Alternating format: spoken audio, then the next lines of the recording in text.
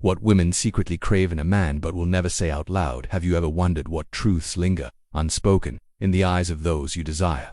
What silent rituals play out in the depths of a woman's unconscious, far from the grasp of reason, beyond the reach of polite conversation? I must warn you, what we're about to unearth isn't meant for the faint-hearted. It lies buried beneath centuries of myths, in the forgotten corners of the collective psyche, where instincts pulse like ancient drums in the dark. If you believe you already understand what women seek in a man, you've been wandering in a carefully constructed illusion. Most men live their lives chasing shadows, seduced by false symbols of power and shallow displays of strength. They mistake noise for presence, wealth for depth, and dominance for magnetism. But there are things, strange, sacred, and forbidden things that women secretly crave, desires they would never confess, not even to their closest friend in the dead of night. And the irony is, these secret longings have nothing to do with what you've been told makes a man desirable. In fact, the very traits you've been taught to suppress might be the ones that awaken something primal within them. Carl Jung once said that until you make the unconscious conscious, it will direct your life and you will call it fate. Think about that. What if you've been unknowingly repelling the very connection you ache for, trapped in patterns you inherited but never questioned? What if the key to unlocking a woman's hidden desires isn't found in technique or performance, but in becoming the archetype she cannot resist, though she will never admit it? A force both terrifying and irresistible, dwelling in the space between shadow and light.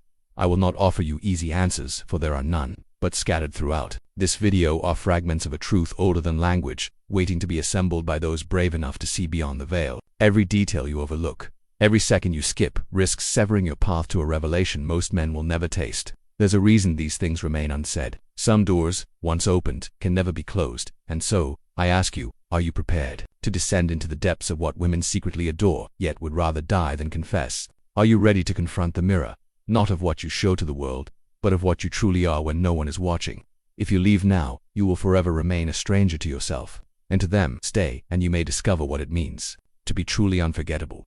There's a particular moment, almost imperceptible, when a woman looks at a man and feels something ancient stir within her. It's not in the words he speaks or the posture he holds. It is in the spaces between his gestures, the unresolved tension that clings to him like mist to a forgotten forest. Most men, blinded by the illusion of surface validation, will never sense it. But those few who carry within them the quiet storm, the paradox of strength laced with wounds they do not parade, these are the ones who linger in a woman's mind long after she's convinced herself she's forgotten. And it isn't because of his appearance, status, or carefully scripted confidence. It's because she recognized, without language, the scent of something untamed. We are all of us creatures of symbols, archetypes etched in bone and marrow before we even claimed names. The warrior, the wanderer, the king, the trickster. A man who unknowingly radiates an archetypal essence triggers something far beyond preference or type. He activates the myths buried in a woman's collective memory, not the myths we tell, but the ones we inherited in silence, passed through bloodlines in the flicker of ancestral firelight. And so she hungers not for the man himself, but for the part of her he awakens. It is a hunger she cannot confess, for to name it would be to summon forces she was taught to fear. And what are these forces, if not the reflection of her own denied chaos? A man's controlled unpredictability, his ability to remain calm in the presence of madness while carrying his own, is a signal. It speaks of battles fought in unseen realms, of wounds carried without theatrics. She senses it not in his words, but in his silences, in the weight of his gaze when it lingers half a second too long, in the questions he never asks but somehow answers. This is what most will never tell you. Women are not drawn to perfection. They are drawn to the beautifully fractured, the ones who have made peace with their own shadows and no longer beg for the world's approval. And yet, every man has been taught to betray this truth, to flatten his edges, conceal his fears, perform his masculinity in ways that suffocate the very qualities that stir desire in its rawest form. Have you noticed how often the most desired men are not the most conventionally successful, but those who embody a certain contradiction? A man both present and untouchable, vulnerable without pleading, capable of destruction yet ruled by restraint. This paradox is not strategy. It's an emanation of someone who has reconciled his duality, and though she may never articulate it, she feels it like a memory of something she has long sought. What if everything you believed you needed to become was the very thing dimming your magnetism? What if the laughter she fakes at your jokes is not rejection of you, but rejection of the version you've been told to present? The mask you fasten so tightly it cuts off the pulse of your own soul. There is no technique to this, no list, no line, no method. There is only the slow, harrowing excavation of the man buried beneath years of conditioning. And she waits, silently, for the flicker of that man to emerge, sometimes for a moment, sometimes forever. The terrifying truth is, once you realize what she truly loves in a man, you'll never see yourself or her the same again. Every woman carries within her the blueprint of an ancient ritual.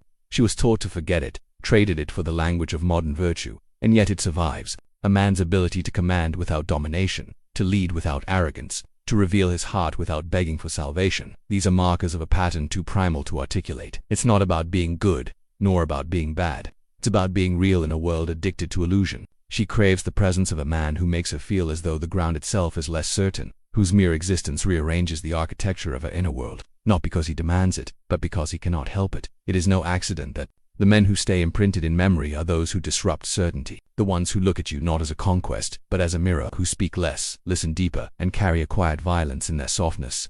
They awaken in her a memory of a world before language, where instincts spoke louder than reason, and connections were forged not by words, but by the primal recognition of soul. This is not romantic, it is dangerous. It threatens the carefully managed persona she has constructed to survive, and yet she yearns for it.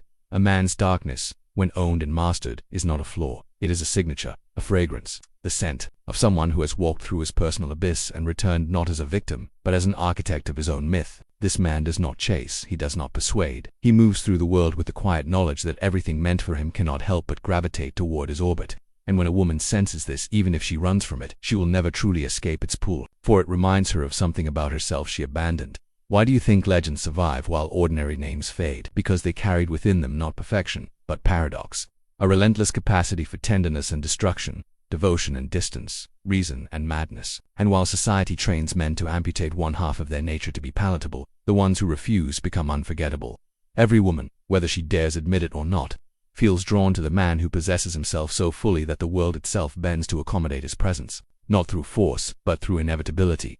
Perhaps you've felt it in yourself, glimpses of the man you buried, the moment before you silenced your anger to appear acceptable, the time you swallowed your truth to avoid discomfort, the nights you feared your own desires because you were told they were wrong. These moments were not failures.